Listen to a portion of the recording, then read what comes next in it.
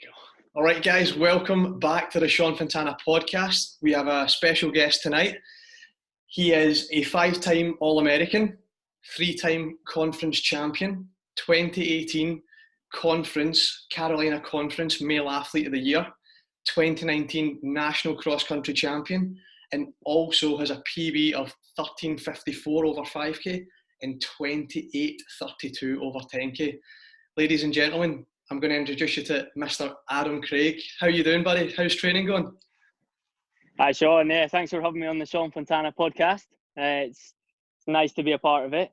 Training's going well. Yeah, it's a strange time for us all, I think. But, given the circumstances and a little bit of sunshine, then training's been all right.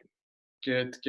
So what's your thoughts and feelings on COVID-19 so far in terms of races being postponed, races being cancelled? Where's your thoughts and feelings at just now as an athlete? Obviously in the large picture, the sort of big scale picture, running races is the last thing to be worrying about in terms of the kind of general public and the health and well-being. So I think it is the right move. I think it's sensible and long term, hopefully it's going to benefit us. But obviously as a full-time athlete, this is my job. This is what I wake up to do every day. So it's quite difficult and I guess sometimes frustrating on days to, motivate yourself, and you're always striving towards something. But when you don't really have something set on the horizon, then it's a little bit, it's different. It's a different feeling. But I think one thing that's really helped with myself and certainly my teammates is just short-term goals. So we, we'll work week to week, and Steve's been really good in setting out a couple of sessions, and it'll be okay. This is what I want you to hit, and that's how we're judging our success at the moment. And obviously we're not able to get out and race, so just setting those short-term goals is good. But yeah, like I say, we all want to race. That's how you judge yourself. So not having those races is different. But I think in the large scale of things, it's certainly the right thing for the general public, and keeping everyone healthy and safe and stuff. Definitely. No, I like that. I like that answer. And in terms of, you've seen the virtual races that are going on just now. Do you feel that is a good way to keep the running community motivated and focused? Do you rate them? What's your thoughts on those sort of Strava virtual races? What are you thinking? Yeah, overall it's a good idea. People need that. I think as a full-time athlete, it's maybe a little bit easier to keep in the routine and keep doing things. But for other people that have all this spare time on their hands, then for them it's good to give them that opportunity to get out and race and test themselves, where they might not be able to in other situations. But there's been a few interesting times posted up by people, and Strava's coming out with their little elapsed time now, so I think it's an interesting time. But yeah, maybe I'll be done out of a job by the end of this, by the looks of it. Who knows? So it's a credibility part that's a massive one, that from my perspective I've been looking at, where you could maybe go into the canal and have the wind at your back and have it in a slight net downhill within the sort of the realms of being okay.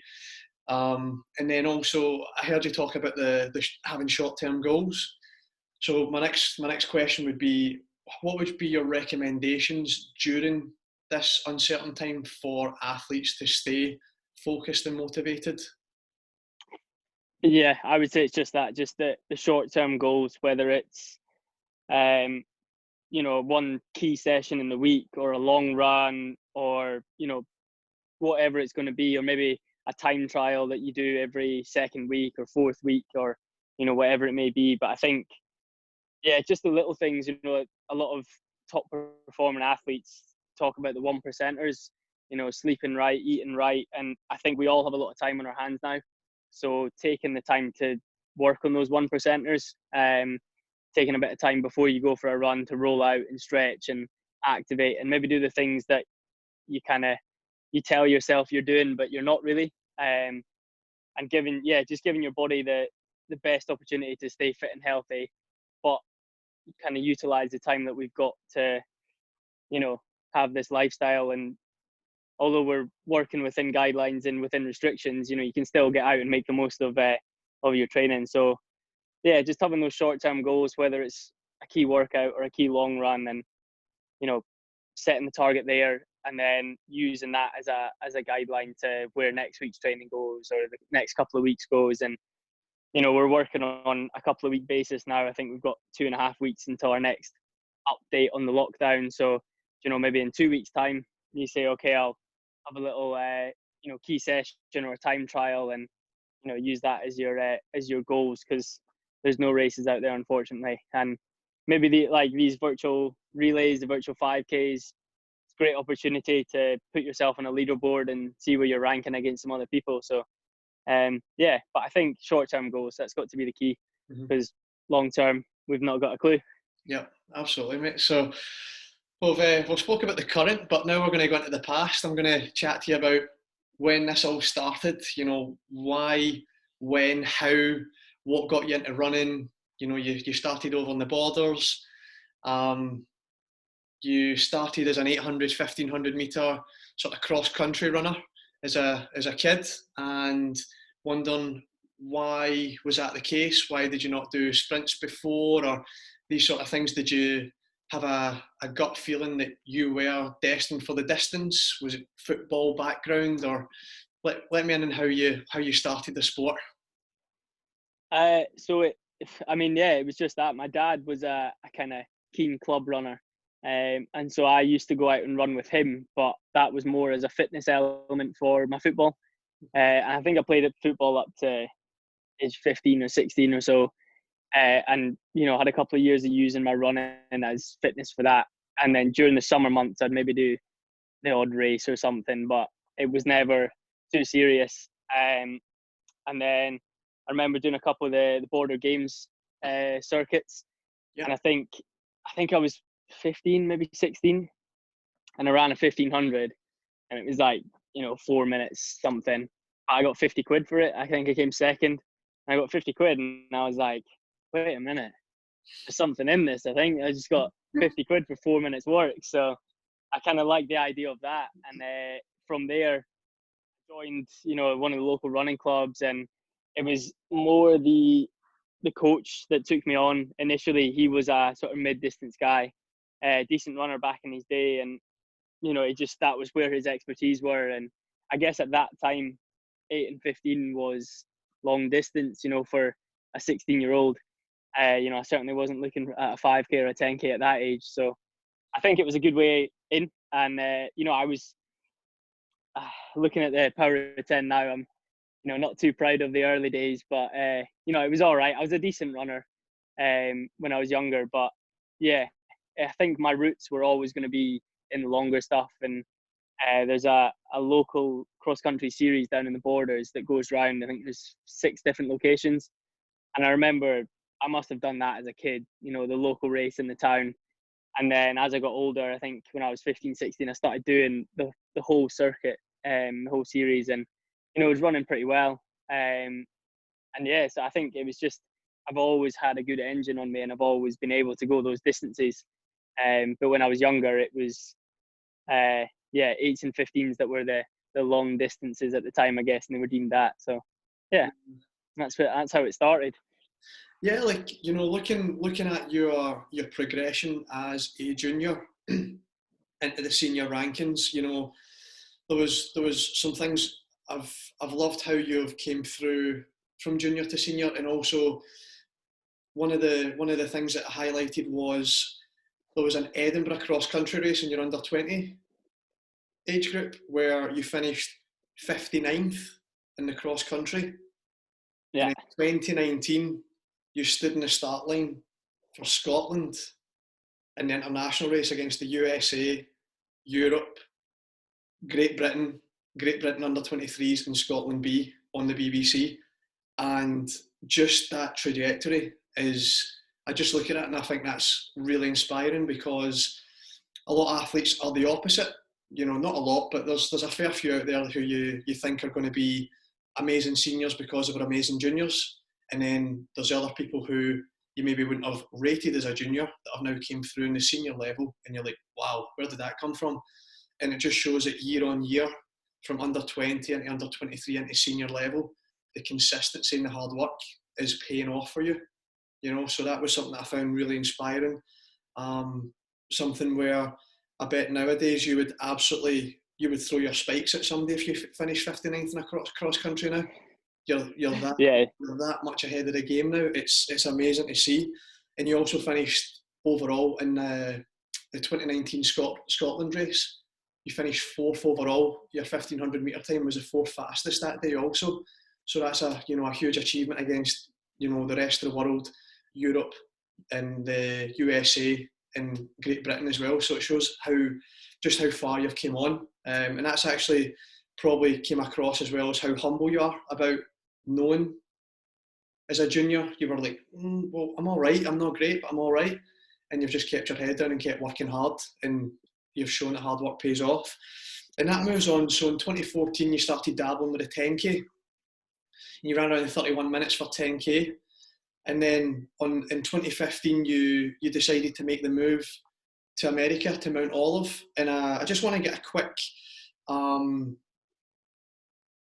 sort of advice for athletes who are looking to move over to the States. Like, why Mount Olive? Because maybe a lot of athletes have never heard of that university until you ran at Mount Olive, and now you've sort of put them on the map.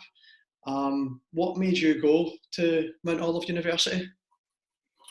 A lot of it was to do with the coach, Matthew Van Leeuwenhoek. He was very consistent and very kind of, he was very interested in me. And, I obviously I spoke to him a lot, communicated a lot with him, but when I actually kind of did my research on the university and looked into what they had, and to be quite honest, the university itself at that time didn't have a track. The team had to travel to a local track to do workouts and things, and they did a lot of work on a grass loop around pitches. And it was that, but they were picking up conference titles, placing well in the region, and it was that sort of what's making this team good, because they've not got the best facilities in America. It's not these big Division 1 schools that have massive facilities and this, that, and the next thing. These guys are running around the road or grass pitches or traveling half an hour to a track. Like, what's making this tick? And it kept kind of coming back to, well, there must be someone, there must be the captain of the ship doing a pretty good job of keeping this going. So that kind of spurred me on a bit. And when I spoke to the guys and the sort of current team that was there, they were just dead positive, and they were all runners. They all wanted to run fast, they all wanted to run well. And that was sort of something that got to me and was like, like I don't want to go to this big 50,000 student university just to get a nice track and a nice training room and this, that. I want to go somewhere where it's about running, and the people want to get better at running, and they want to run faster and train hard. And so I think that it kind of opened my eyes a bit to the smaller universities. And Mount Olive was very personal. Professors knew you by your name. You weren't just a number, and they almost invested themselves in your athletics as well as vice versa. So I think that was a big draw, was just the kind of the team morales and stuff. Everyone seemed like they were there to run and run fast, and I liked that. And they had good results, and they had guys that were at the level I was aspiring to be at that point. So I was thinking, okay, I can get into this team and train with guys at a level where I want to be. So for me, it was like, I can have these big brother figures that I just have to go and listen and learn and follow from them, and then hopefully a year or two down the line, I can fill their shoes and carry on that kind of role. And so it was just that, the team element that of wanting to get better at running that really drew me in. And then, like I say, the coach as well he's a top guy, and he was very invested and definitely put the athletes first. And he was quite quick to realize somebody who wanted to be there to run, and somebody who maybe just wanted to be there for the American experience, as you might call it. So I was lucky that obviously he realized I was there to get better, there to run fast, and so he invested a lot of time in me, and definitely thankful for it, because he's taken me from where I was to, you know, most of the way to where I am now. So he's, you know, I owe him a lot for taking a chance on a guy who'd only run 4:15 or something in a 1500, 4:10, whatever it was. Like, you know, I was average at best. So, you know, definitely owe him a lot. But yeah, that was the best thing about that university, was just that personal kind of experience that you got. Yeah, no, that's that would be a great thing for athletes to pick up on. Especially, there's been a lot of athletes through the years who have went to quite big universities and not made the same impact in their athletics career as what they would have. And then you've got people like yourself who have went to a smaller school and actually got the best out of themselves in America. And then also, I bet a lot of people are probably, who are listening to this, will be interested in sort of a Monday to Sunday training schedule. Like what would be your Monday, Tuesday, you know, all the way through to Sunday? What would sort of that entail? If you could give us a little insight into that. In America or here? In Mount Olive, yeah. In Mount Olive. So classes Monday to Friday. We did get to pick our own schedule. Mm-hmm. So you could kind of, I mean, my first year was hectic, you know, there was a lot of classes, but my second and third year, you were able to almost kind of make a timetable that suited you and suited your practices and stuff like that. So yeah, Monday from about 8 in the morning to 3 would be classes. You know, you get your lunch about 12 and build a schedule in, and then 3:30 was practice. So every day you'd be at the track or at the grass pitches or whatever it was. You meet there for practice, and then it would either be, you know, if we're going out for a steady run, we'd all meet there and then set off together, or if we had a session, meet there and get warmed up. And then practice was until about 5:30, 6 o'clock, and then jump over at the training room, hop in the ice bath, and then into the cafeteria, get some dinner, and then off to bed. So it was fairly routine, Monday through Friday. And then on Saturday, Sunday, as you know, out in America, you race like a madman. So typically on the weekend, Saturday, if you were racing, you'd probably travel Friday, and then race Saturday, travel back Saturday night, and Sunday would be an easy day. Or if you weren't racing, Saturday was a sort of on your own day, and then Sunday was a long run, where we'd jump on the buses and head to a local state park or something and log some miles. But yeah, it was quite a hectic schedule. It was very full on, because you're kind of switching between that student and then athlete, and you know, it's both full-time study but full-time athletics as well, I would think. So yeah, it's finding that balance, which I probably struggled with my first year, because you're learning all the ropes, you know, it's a different culture over there, so it's learning how to fit in and find that balance. But yeah, definitely in a second and third year, when you're able to structure your timetable a bit more, you know, some days I would have class at 10 o'clock to 11 o'clock, and then I would have class at 1 o'clock to 2 o'clock, and that would be it. And I would have that, you know, 4 days a week, and then I wouldn't have class on a Friday. You know, you try and spread it out as much as possible so that you're not sitting listening to a teacher talk away or staring at a screen for too long during the day. But, you know, I did that because it would help my running. Mm-hmm. So some people would kind of cram classes into Monday, Tuesday, Wednesday and have, you know, a 4-day weekend. But I, you know, thought to myself, well, why not spread it out and have 2 classes a day instead of 4, and get more time to recover, more time to eat properly, more time to prepare for, you know, the session or whatever it was going to be. And I think that worked for me. Certainly paid off in the long run. But yeah, it's a very busy lifestyle out there. I enjoyed it, but I certainly wouldn't want to do it forever, because it's finding that time to switch off was quite difficult. You know, when you're waking up, maybe going for a morning run, then getting to class, having your lunch, getting to class, practice, you know, getting your recovery in, getting dinner, and then by the time you get back to your apartment, it would be 7, 8 o'clock at night, and you maybe got some homework to do or something, and then you go to bed. So it's just bang, bang, bang, you know, a lot going on. But yeah, it was good fun. I loved every minute of it, and definitely go and do it again. You know, I don't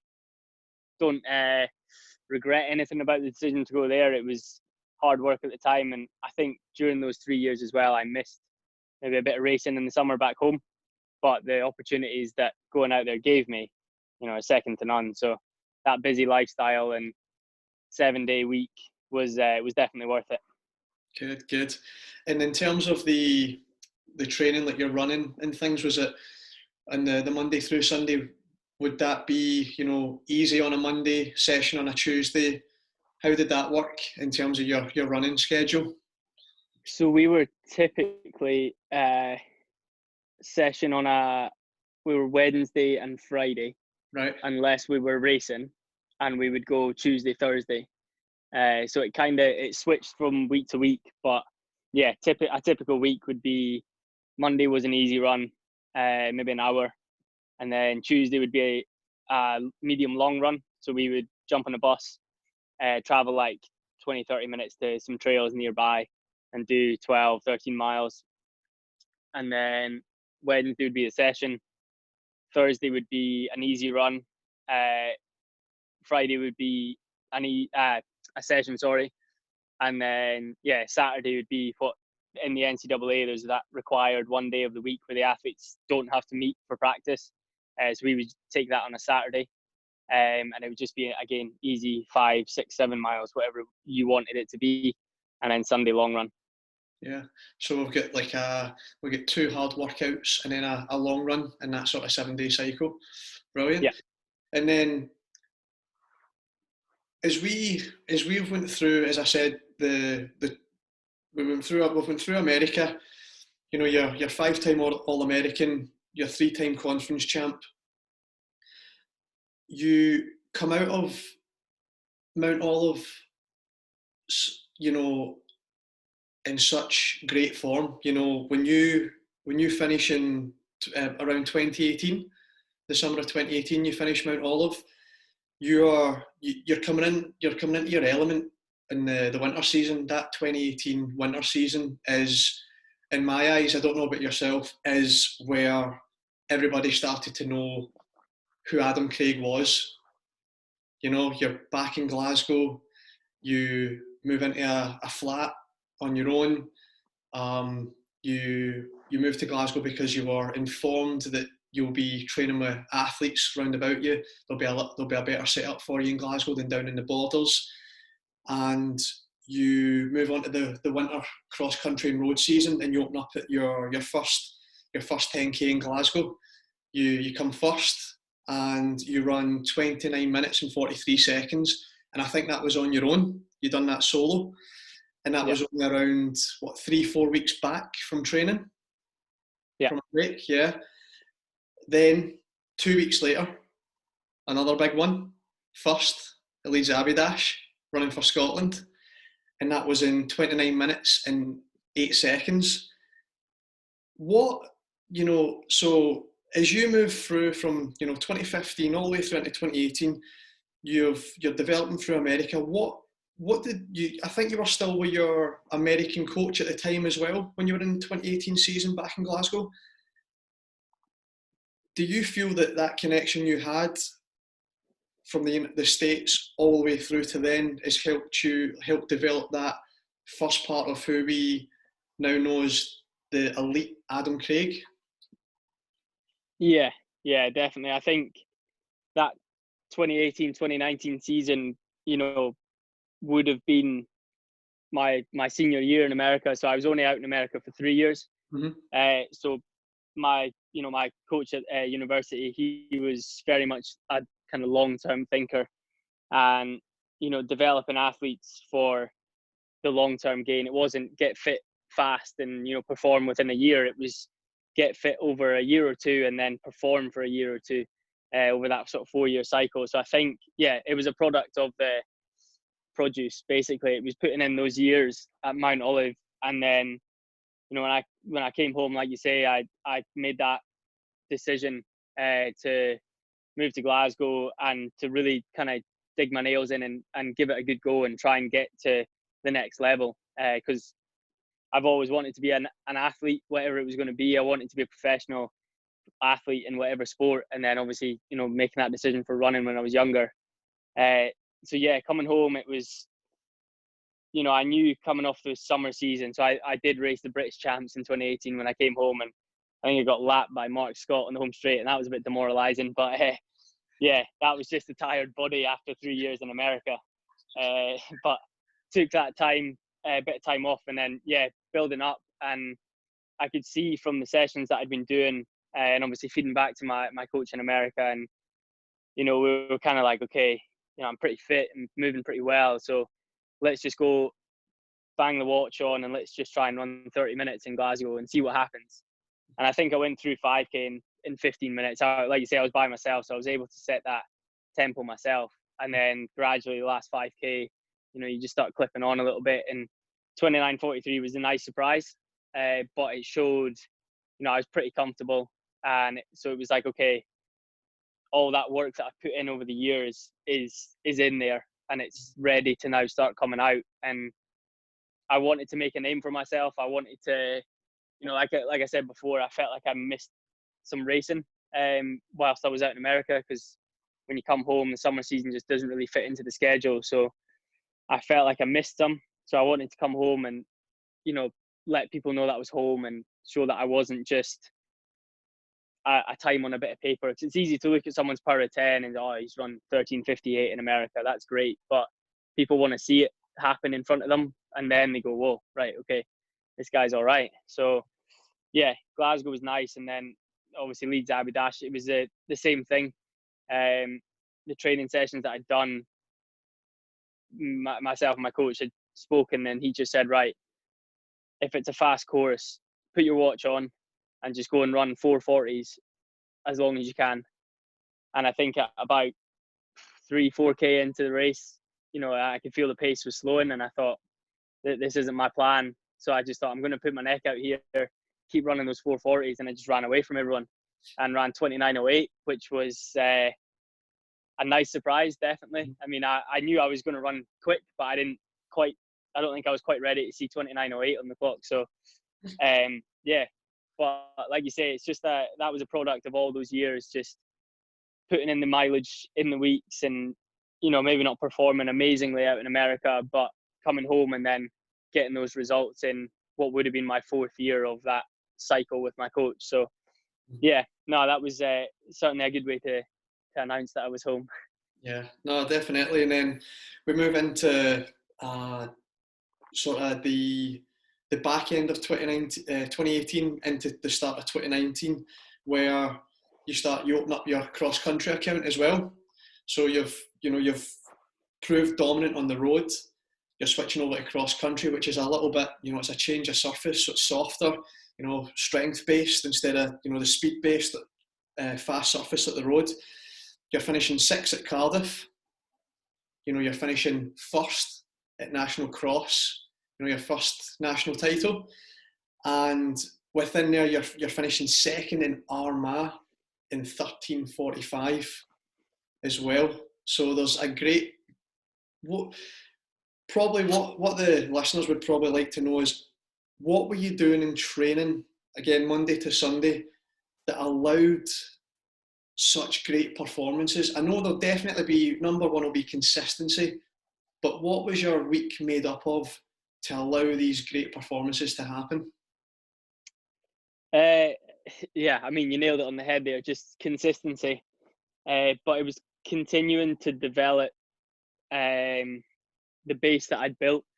So, not going out and trying to blow myself out of the park every week. It was building a race plan around being able to train in a certain way, so that you're training at that 80 to 90%, but you're never hitting the red line, and just keeping yourself hovering about there and knocking off key sessions, maybe a high volume session that, you go out and it's not easy, but, an 8-mile progressive run, for example, we did one of them along the canal together.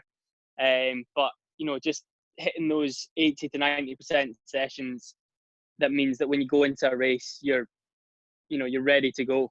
But you've also been putting in some solid work into those weeks. So I think my week changed sometimes. I was working in one of the running shops in Glasgow when I was there, but typically it would be I think it was a Tuesday, Friday sessions, So Monday would be just an easy day. I'd probably just go out for one run. Tuesday would be a session, try and get on the track or along the river path in Glasgow that's nice and flat. Wednesday would be 2 runs, maybe 7 and 5, nice little double. Thursday again would be a little longer run. Friday would be a session, which, I'd alternate my sessions between, one of my sessions would be a tempo, so 6 by a mile, 10 by a K, one of the bread and butter sessions that was kind of drilled into us in America, that, this is the key component that will help build you over the years. And, being able to go to the track on a, cold Tuesday morning in Glasgow and run 10 by a K off a minute in, 3 minutes and feeling pretty good, is, it shows that you're starting to get into some decent form.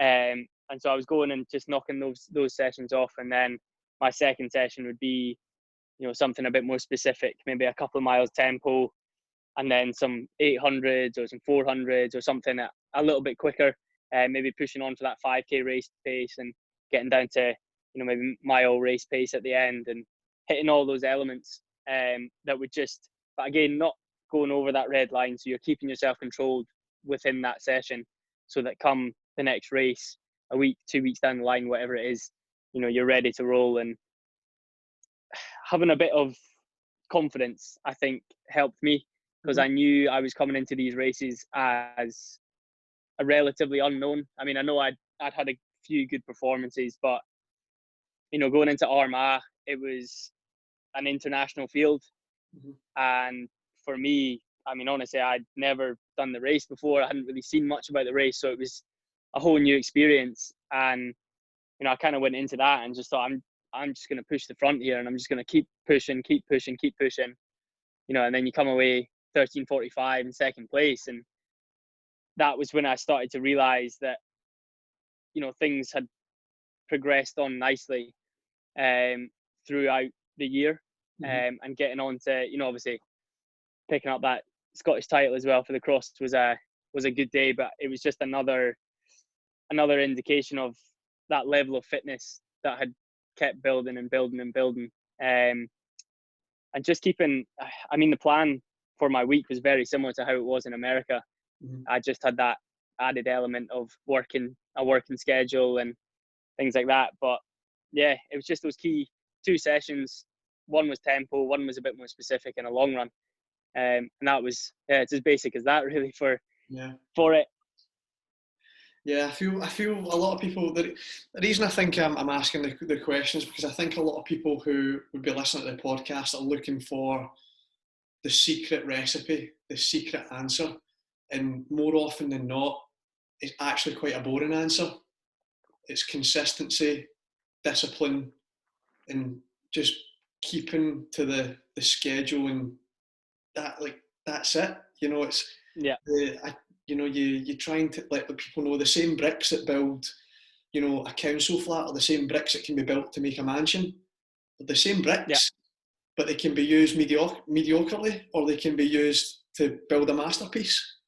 And it's just getting those fundamentals perfect. So I do love the fact, your honesty, and letting people know that it is all about that consistency, and it's all about just getting up, short-term focus, short-term goals, and the big picture will happen. We finish. You had a great run as well, putting on the Scotland vest on the cross at the international mixed relays. Just a quick one on that. Mixed relays, how did you find that? That was sort of new to the programme. Was it male, female? How was it? Was that good buzz to it? Running around with a relay baton as well for 1,500 metres. Must have been quite a cool experience. Oh yeah, it was. I mean, touching on that before, that's a race when I was younger that I used to always go and watch in Edinburgh, and I always it's probably one of the races that really made me want to be a top end athlete and performing on that stage, because it was just like that. It was such a good spectacle, the Great Edinburgh Cross. And then when it moved to Stirling that year, when I got the opportunity to do the relay, it was 100%, get me in there. Maybe I'm not the best 1,500 runner, but I just wanted to be a part of that. And it was a crazy experience. Like running a 1500 on a cross country course was like the weirdest feeling, because you know, obviously you get out hard, and I was on the first leg, so I had the, you know, the start pistol and everything, and you drop down the hill and then you kick up steep, and then I was sort of like, all right, okay, settle in now. But then you're like, no, 1500, you can't settle, you got to keep going, pushing. So it was definitely, it was a weird experience, but you know, like you say, getting to rub shoulders with the GB boys, the Europe team, and the USA guys, and the juniors as well, was amazing experience, and the atmosphere was ridiculous. Like, I think getting to wear a Scotland vest in Scotland is going to be one of the coolest things that, you know, you'll get to do, because they just scream 10 times more louder, and they maybe don't know your name, but like your bib will say Craig, and people just scream Craig at the top of their lungs, and you know, it's just a real passion, and it was a great experience. I definitely loved it, and you know, I'm glad that I was able to get that experience before, unfortunately, the race had to be cancelled. But yeah, like the whole spectacle of that day, and I mean, Laura Muir was in that race. You know, obviously GB went on to win it, and so having that kind of buzz around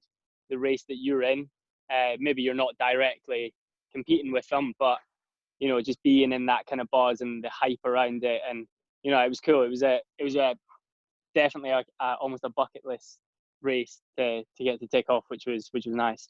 Yeah, and then we come to the end of the cross country season in 2019, and that was the inter-counties, where you were shooting for that GB vest, that World Cross vest.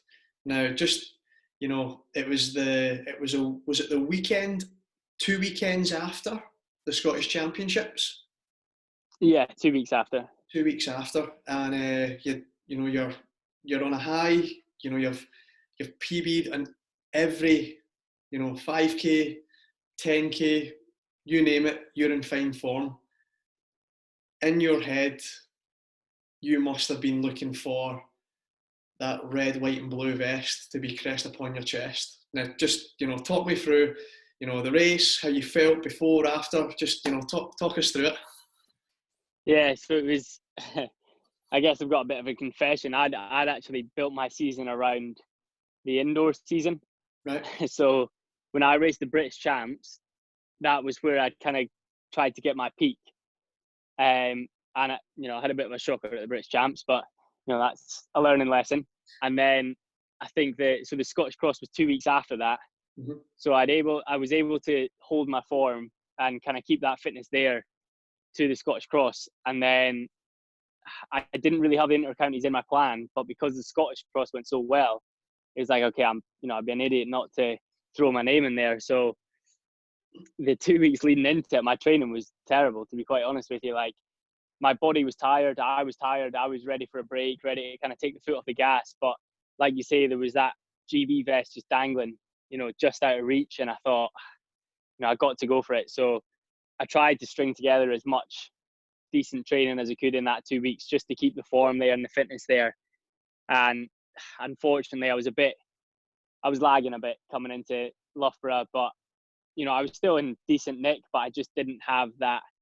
You know, I think I managed to hold on to that front group until maybe about 8K, 9K, and it just started to fall apart. The wheels started coming off, and it was just that, you know, the body was tired, and as much as you want to be there on the day, if it's not there, it's not there. So, yeah, it was a good race. I was pleased. I did my bit on the front, and you know, kind of made the race honest, and just didn't have enough when I needed to.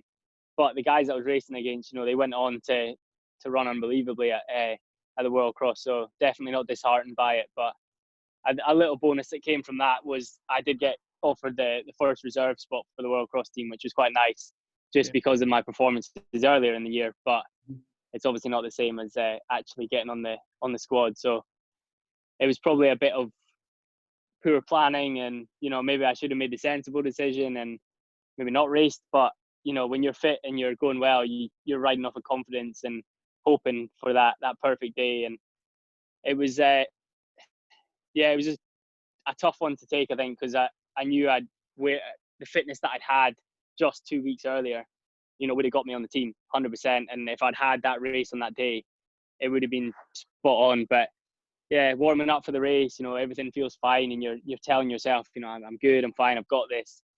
And then, 80% through the race, you just feel the one wheel comes off, and then you're like, oh, come on, hold it together. And then another one goes, and then that's it. You've lost 10 meters on the lead group, and, you're just trying to get yourself home at that point. So, but yeah, it was a great experience, like getting to compete against those guys and just measure my, where I was at that point, and knowing that I'd had a bad day, but, a bad day was still, I think I was 9th or something there. So it was still a decent enough result to finish off the cross season. Yeah, like honestly, I think if the Inter-Counties was on the day of the National, I think I'd see a Great Britain vest hung up on that wall behind you there. So Yeah, I'm gutted for you with that one, because you were in absolutely spectacular form, hence why they still offered you the reserve spot if anybody, was injured or ill. So then that moves on to this. So, we've spent a lot of time on that 2018, start of 2019 season. The reason for that is because this is where it makes this big move now for you to go to Team Manchester New Balance. And what I want to ask is, how did this all come about? How did this start?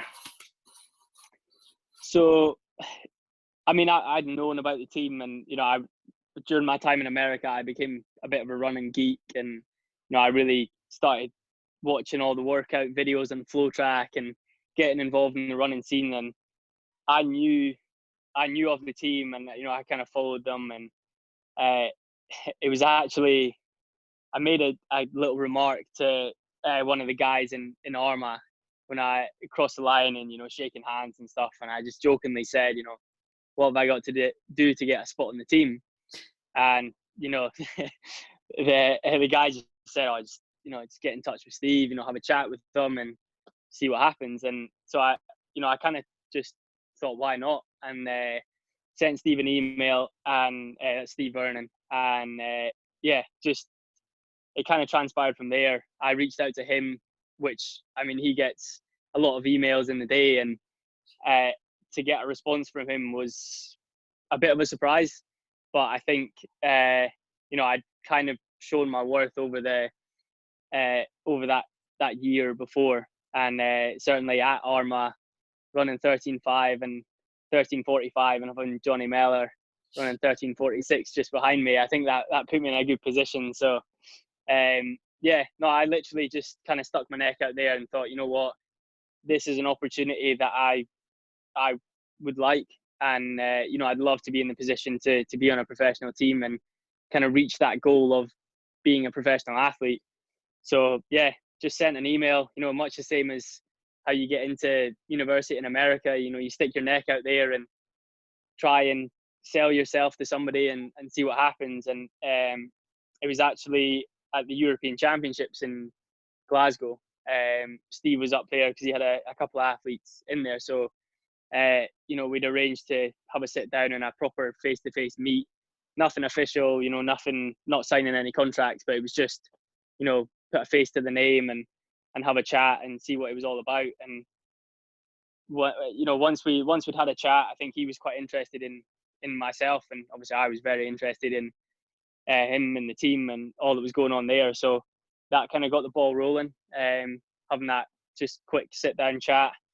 And then for me, it was weighing up the options. Obviously being in Glasgow, there was a lot going on. I was getting success. I was running well. I was training well.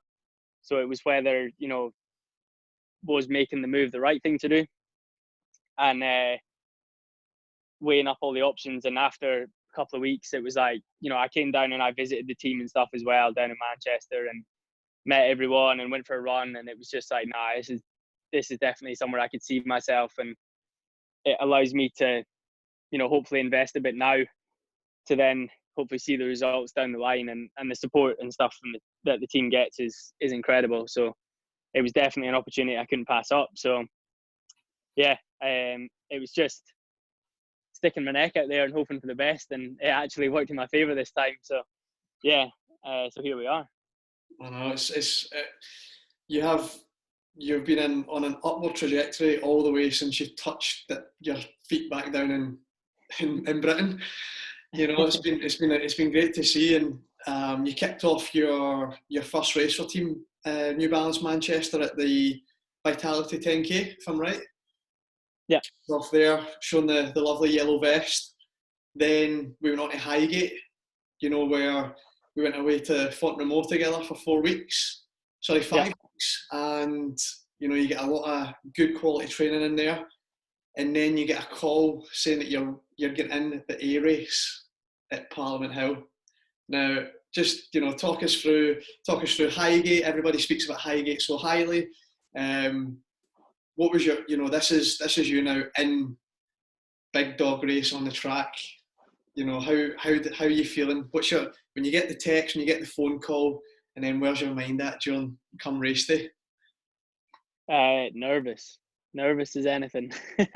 No, it was. I mean, those are the races that you lick your lips for, and you take at the drop of a hat, knowing fine well that you're not going to feature in it. You're not going to be up the front pushing the pace, but just excuse me, the buzz again, the buzz around it. Like, you know, Highgate was unbelievable. I've never ran a race like it. Just the noise, and I had a shocker on the day. You know, I think I ran 29:35. You know, far from what my training was indicating, but every lap people are just screaming at you, and you run through the tents on the home straight and the back straight, and it's just like a dome of noise and like unbelievable. Even when I hit the struggle bus at like 6K and was like, oh, it's going to be a long day, but just every lap you find, you know, having someone cheering on you is amazing, but having, you know, however many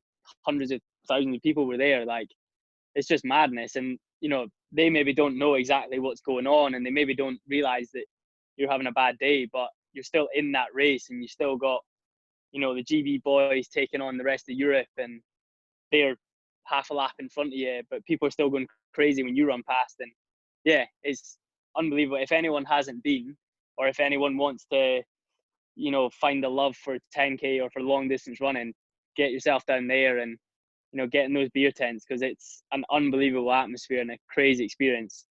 And certainly to be on the other side of the barrier and be spiked up and racing was just, you know, it was amazing. Even to have a bad day, you know, I still loved it and can't wait to race it again. No, good. Like, I mean, I think when you were doing your strides to warm up, I was even shouting like "Good luck, Adam." But I bet you the people were just like screaming for everybody, and I bet you couldn't even probably hear. Like, you were still, you know, you're focused. I don't think you heard me, but Highgate is just, if you want, like you said, if you want to fall in love with running, it is a place to be. It's where evolution of athletics has met in harmony to create this great event. So I thought I was all good. So we're at the end of your track season in 2019, where you actually finish on a high. You know, you did say you had a wee shocker at the Parliament Hill race, but you go to Belfast and you run 13:54. So you've salvaged your seat. Like, you're thinking maybe, oh, like, if I, you know, had a few blips, but at the end of it, you know, you finish on a high at 13:54.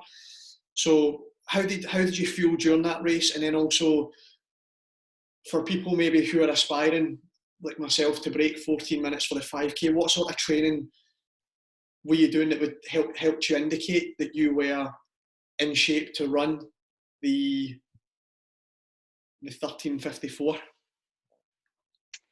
So I think, and a bit of hindsight back to that summer season last year for me is, I put a lot of pressure on myself, because I now had this I put this pressure on myself of I'm a professional athlete.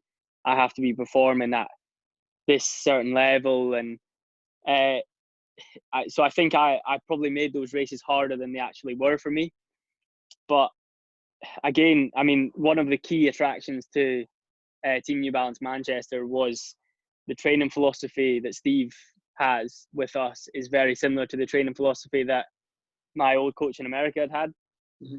So it's very much long and strong, doing high volume work, but, still being able to go out and run, 13:54, which, was good on the day. But I think just being able to train as close to that race pace as possible without digging a hole is a good way to indicate. So I think we did a session maybe 10 days out, and I think it was kind of alternating Ks, and we were doing like a 90 second jog between, so like a 200 jog in between. Mm-hmm. And we were alternating between 3 minutes and 2:45. So obviously the goal pace for a sub 14 is about 2:47, 2:48 per kilometer. Mm-hmm. And so being able to hit that 2:45 quite comfortably, and then go and run a 3 minute K, and then come back and run another 2:45, and then back and run a 3, and just being able to hit just a little quicker than race pace without really having a proper recovery between, just gives you that confidence of like, okay, I can go there and it's okay, it's comfortable, it's not comfortable, it's hard but comfortable, as we like to say. Fast but comfortable. But just gaining that confidence around what you want your race pace to be, and then making it as comfortable as possible, and just proving to yourself that you don't have to go and run 5 by a K in 2:45 to say, right, I can run sub 14. It's just being able to hit that pace a couple of times and think, okay, yeah, this is good. I'm comfortable. I think we only did 8 by a K on that day, but we only did 4 of them at 2:45, and then 4 of them at 3 minutes. Mm-hmm. So we're only really hitting 4 key components there of the session, 4 key reps, but it's just getting comfortable at that race pace. So I think, whatever the target you're aiming for, whether it's 14 minutes, whether it's 18 minutes, whether it's 20 minutes, it's just setting a session up a little bit out from the race, ideally sort of 10 days, and just putting yourself in that position of where that race pace is, but not going far enough to dig a hole that you're maybe going to tire yourself out or get any lasting effects, but just touching that pace, maybe a little under, and then just getting the confidence of, right, I can go there.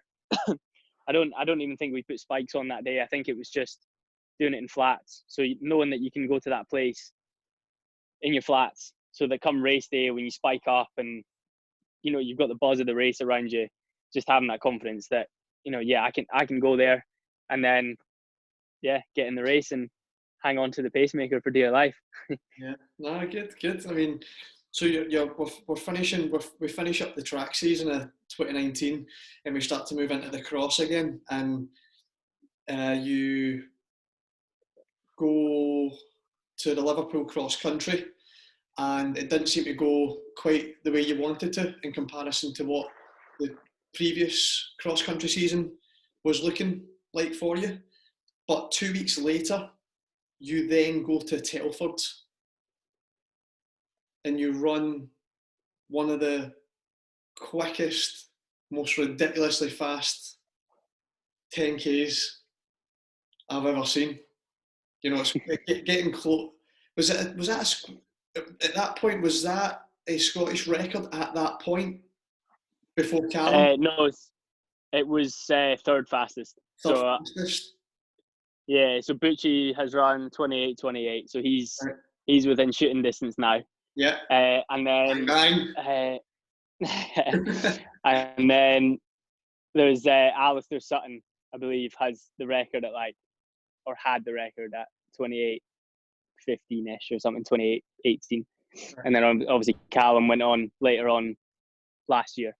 and ran quicker again. So he's got the record now. But so it was third on the Scottish all-time list at that time, and now fourth. So with Callum and Andy being two of the athletes in front of me, who are obviously two athletes who have kind of inspired me over the years. So like that was, and I mean, how did that feel? 28:32, like, were you 5k 6k in thinking, oh my god, like, this is rapid, or were you extremely comfortable throughout? Like, talk us through how you felt through that 28:32. So I think, rewinding a little bit, at Leeds Abbey Dash, I ran 28:45, and I know everyone will jump on now and say, oh, it's short. And just to clarify, it's 23 meters, or it was 23 meters short. And if you take my average pace from that race and break it all down, it's 4.6 seconds for 23 meters. So I still ran 28:50 on that day in my books. But so I knew the winter build-up was going well. And I went to Belfast to race across country 2 weeks before Liverpool. And it was a horrible day. It was windy, it was wet, it was muddy. And there's always a risk with international races when you're flying of, maybe picking up a little bug or something. And when I came back from Belfast, I had a bit of a stomach bug for that first week almost leading into Liverpool. So I wasn't, I lost a lot of recovery time from that Belfast race.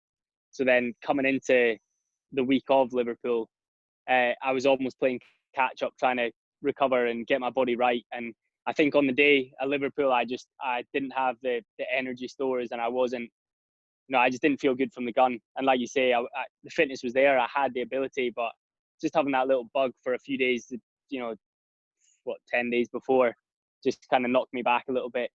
And then coming out of Liverpool, a bit frustrated, obviously there was another kind of glimpse of a GB vest there, and having that taken and, missing that opportunity was pretty upsetting and frustrating. And I think that's probably what fueled the fire at Telford. And I kind of just went for it. I didn't have my watch on, I had no idea, but I just wanted to be at the front of the race. And the young lad who took it out, he does what he does. He did the same thing at Leeds. He just went hard from the gun. And, I had a plan A and I had a plan B. And, myself and my teammate Ross, we kind of discussed things. And within the first 50 meters, I kind of made a decision in my head and just said, F this, I'm going after him. And so I just hunted him down that first mile. And then, I kind of thought, what, I'm not going to let you run this race. I'm going to run it. So I just got around him, got to the front, and just any time he tried to come past me, I just pushed again and just kept him behind, kept pushing. Saw the 5k split of 14:05 and got a bit nervous at that point. It was definitely it was kind of a dear, what's going on here, but I took confidence from it as well, because I thought, right, if I run a 14:40, I've PB'd. So even if I have a terrible run from here on out for the last 5k, if I run 14:40, it's still a good day. I can still run sub 29, still PB. It's still a good day. And but I was just so fueled that day by frustration, I guess, and disappointment of what could have been at Liverpool, and just kept pushing on. Anytime the guy tried to come by me, just kept pushing, and I think it was about what was it? Must have been about the 6 mile mark. So you got about 400 meters to go. I saw the map, which was the 5k split, but it was the 200 meter to go marker, and I saw there was a clock there, and I saw the clock said like 27:56 or something, 27:58, and that was when it was like, holy moly, like I'm about to, it's around 28:30 or something, and then it was like, wait, I still need to try and win this race. Like, this guy's still with me. So it was like battling it out over that last 200 meters, 400 meters, trying to win the race. And then with about maybe 100 meters to go, I could hear I was getting a bit of a gap. So it was like, then it was like back to the time again, and like, what am I going to run? And then you come around the corner, I saw the clock and it was like 28:29 just as I was about to come across the line. And it was like, I think there's a video on Athletics Weekly where I like scream when I'm crossing the line. And it was just like all that. It was a bit of a relief, but it was like angry happiness, like yeah.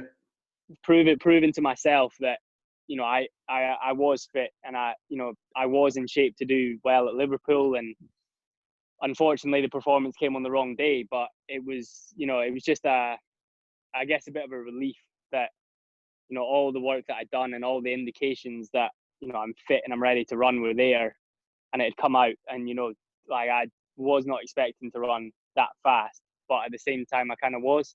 Mm-hmm. So yeah, no, it was a nice feeling. And it's a weird feeling like after the race, because, people were kind of looking at me like, whoa, but I was also looking at myself like, whoa, like, people are saying, oh wow, that's great, how'd you feel? And I'm like, I feel amazing, like I could do it again right now. Like, you're just so pumped on adrenaline, and it's just, yeah, like it was a perfect day, you might say. And yeah, definitely nice, and nice to kind of put my name in the history books this early on and get myself on that all-time list. So yeah, I'd say the word you're looking for is redemption. You got redemption. That's a good word for it. Yeah, that's a good word for it.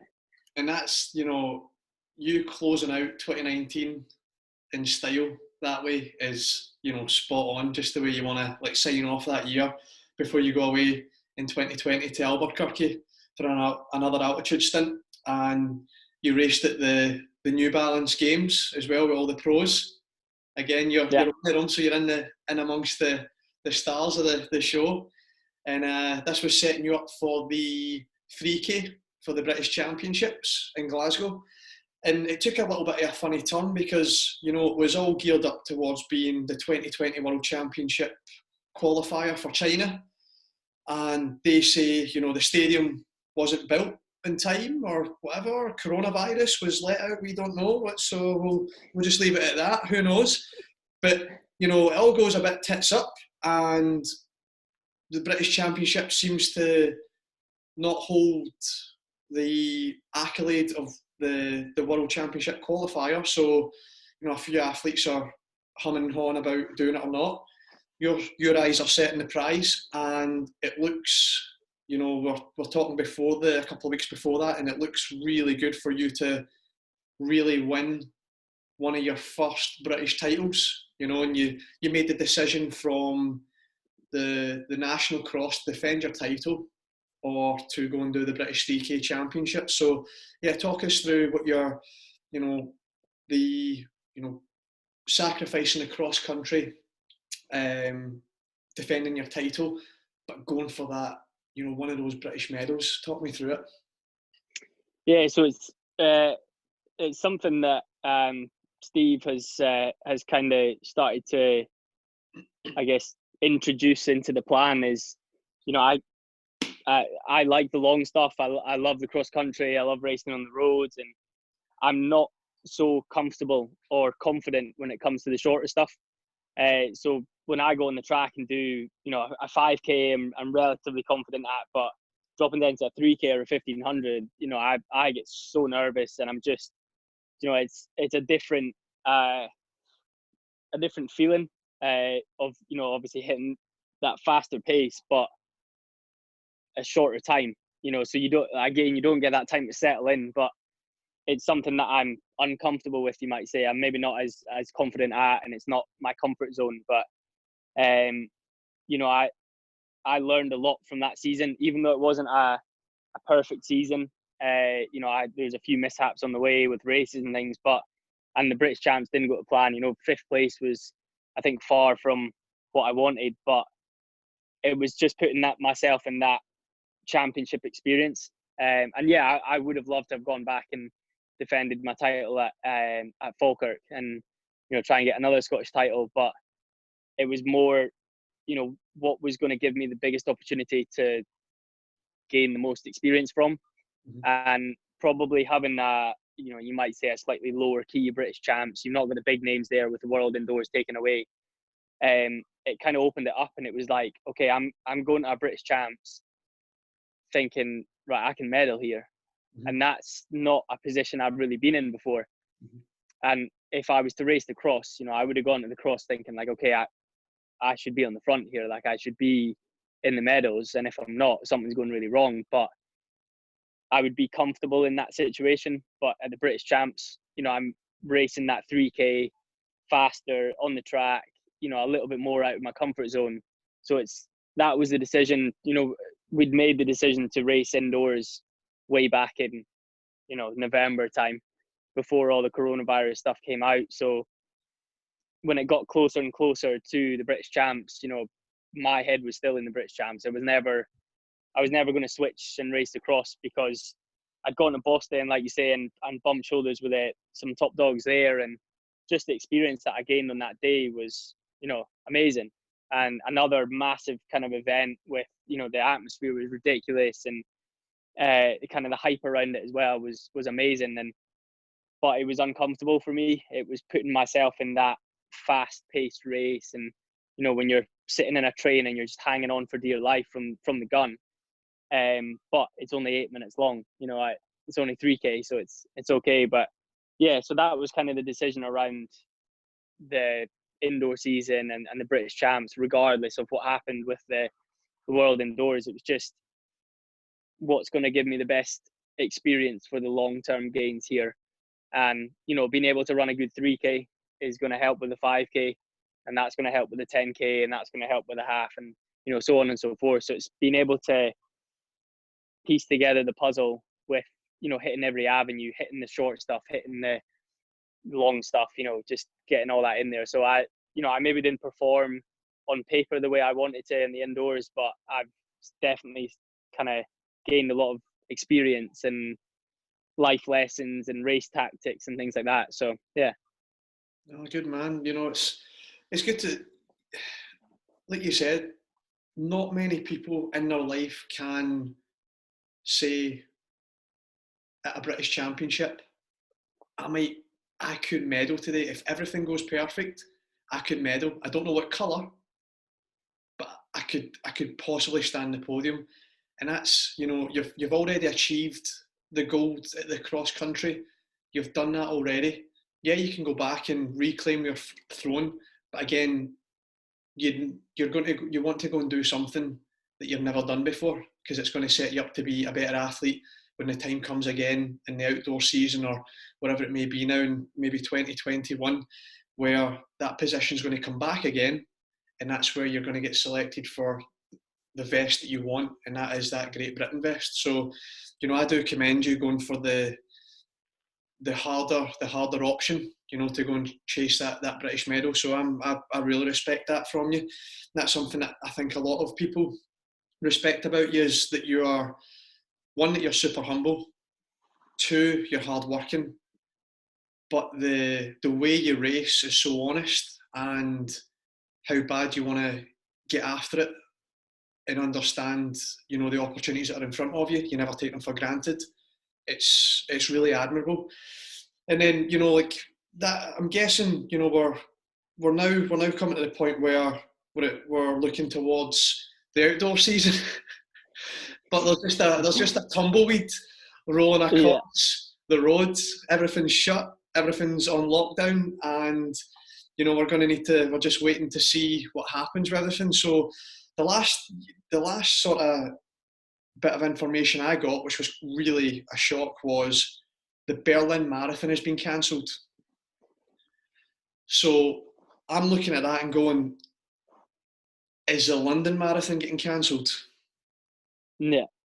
And if they're not going ahead, that generate millions of pounds, are we going to see championships take place on the track in at late August? That's just from how important those races are, because I bet London's not been cancelled yet, so that's just hypothetical, but Berlin, the place where world records get broke and they've pulled the plug on it, that's got to take some real, they've probably fought hard for that. So, what do you, I mean, we were speaking earlier before the podcast started, what's your thoughts on if potentially there is no races until 2021? What you thinking? I'll be honest. The mentality is kind of, for myself anyway. Because we're in such an unknown situation. Like you say, it could be 2 months, it could be 6 months, it could be next year that we're talking races. So I think for me, my mentality has just been week to week at the moment, and just as Steve would say, he'd love this: control the controllables. Yep. Look after the things that you can do. So I know that I can wake up tomorrow and I can go for my run, and I can do what I need to do. And then I know that on Friday, I've got a session and I can go and do that. So I think this is where the short-term stuff comes back into it, and you can plant those little seeds, 2 weeks down the line, just to keep the motivation there, to keep the spark alive. And yeah, I mean, it's fingers crossed. I mean, obviously, as I was saying back at the start, it's all about the health and safety of everyone, and getting rid of this virus and getting on top of it. But I think the opportunity for races, obviously Berlin Marathon and these big marathons, they're mass events that have thousands and thousands of people at them. So I think the opportunity to race, I mean, don't quote me on this, and if anyone's listening, please don't come back and get angry at me if I'm wrong. But, I think little races might pop up. You get your park runs or whatever, and they might just limit them to a certain amount of people. So that's kind of where, I guess, if there is a long-term thought at the moment, that's where my long-term thought is hoping that within the next couple of months there will be something, whether it is just a local 5-10k road race, whatever it is. That's where the hopes are at the moment, is that things start opening up again and we can get back to racing, maybe not at the level or the places that we want, but just racing and having that, getting that fire back in on the racing scene, and picking up something. Obviously, that's the unfortunate thing around major events and the likes of the European champs at the end of August. Will they, won't they? Are they able to limit the numbers or the travel? That's all the questions around it. But a local 10k road race, that you can do that and limit it to X amount of people to keep it safe and within guidelines. So that's where probably my head is at the moment, is that hopefully something opens up in the next, however long it's going to be, and hopefully it's not going to be 2021 until we get a race again. Yeah. Maybe it will be 2021 until we get a major race or another, big event. But if it's got to be, well, not that it's a bad thing in any way, but if it means racing local and racing, events nearby, then that's what it's got to be. So yeah, I think because there's so much uncertainty around it all, it's a bit silly to put any targets on anything, because like you say, with Berlin and all the question marks around that, and then London and all that, it's still 6 months away, so a lot can happen in that time, whether it's positive or negative. So yeah, I would say for anyone listening, if they're looking for a bit of inspiration, it's set yourself the short-term goals for a month, 2 months, and then hopefully by that point there'll be some local races popping up and lower number events that we're able to get in and get racing at. So yeah, I was also thinking, when you're talking about maybe races and limiting numbers, handicap races, so then you set people off, so then they've got the guideline distance apart. If it's a handicap race, that's what I would, so it could be handicap races. And I thought the only way, like a London or a Berlin or a Frankfurt or a Valencia marathon could go ahead, this was like, if it was like, it had to go ahead, last protocol, I was thinking it being national only. So meaning that nobody, so say in London, it would only be people who stay in Britain at that moment in time that could race at the London Marathon, so that then there was nobody flying in from any other countries, and it was just the British public in Germany, just the people that stay in Germany, and maybe you had to provide a passport, a council tax bill, or some sort of evidence to be allowed on the start line. That's what I was thinking that could possibly happen to allow these things to go ahead. But, you know, money talks as well. So it's just about what, you know, and also what's best for the health and safety of, you know, all of us, not just the runners, but the spectators. So the last few, I'm going to shoot a few questions to you to finish up. And you've just got to, you know, Right. hit them as best you can.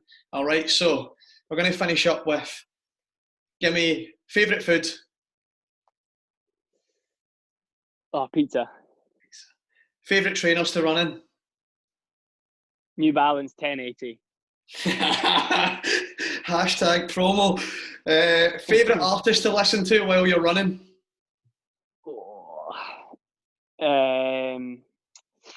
Lewis Capaldi. Favourite place you've ever run. Fontana. Favourite movie. Step Brothers. Short shorts or half tights. Short shorts. Favourite type of coffee. Like Colombia, Brazil, Peru. Colombia. Oh, good man. That's me. So I'm going to finish off with saying thank you very much for participating in the Sean Fontana podcast. I hope you stay safe, hope you stay well, and I can't wait to see you back out running again, mate, because it's an absolute joy to watch you out there. All right? Thanks very much. Yeah, thanks for having me. I appreciate it. Cheers. Thank you.